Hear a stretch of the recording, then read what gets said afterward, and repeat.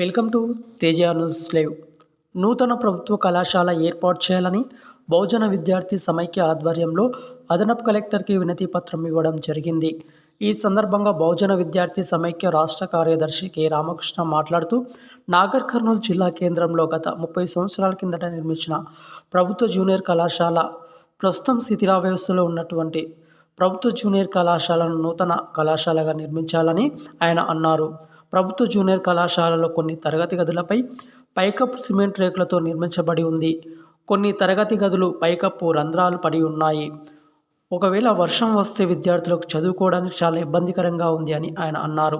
నాగర్ కర్నూలు జిల్లాలో చాలామంది బడుగు తరగతులకు సంబంధించిన విద్యార్థులు విద్యను అభ్యసిస్తున్నారు. చాలామంది గ్రామీణ ప్రాంతాల నుండి వచ్చి చదువుకుంటున్నారు అని ఆయన అన్నారు.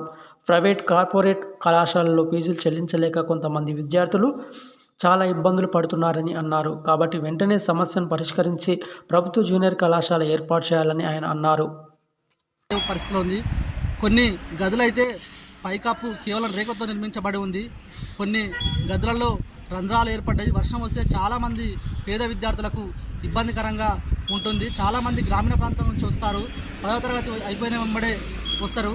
వాళ్ళకు ప్రైవేట్ కళాశాలలో ఫీజులు చెల్లించలేక ఇబ్బంది పడి, కొంతమంది 10వ తరగతి అయిపోయిన వెంటనే డబ్బులు లేక ఇబ్బంది పడి, ఆర్థిక పరిస్థితులు ఇబ్బంది ఏర్పడి ఈ నిత్యావసరకుల ధరలు పెరిగినాయి. కాబట్టి సామాన్యుడు బతకడమే కష్టం ఉంది. కాబట్టి పేద విద్యార్థులు ప్రైవేట్ కళాశాలలో చదువుకునే పరిస్థితి ఇబ్బందికరంగా ఉంది.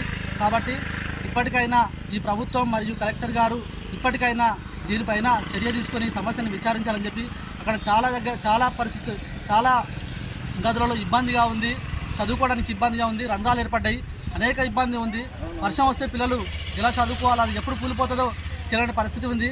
కాబట్టి ఇది కొంచెం నూతన భవనం ఏర్పాటు చేస్తే, లేదా కనీసం దాని మైనర్ రిపేర్ అయినా చేయిస్తే చాలామంది బడుగు బలహీన పేద విద్యార్థులకు ఇబ్బందికరంగా కాకుండా ఉంటుంది. కాబట్టి ఈ సమస్యని వెంబడే విచారించాలని చెప్పి మేము తెలియజేస్తూ ఉన్నాం.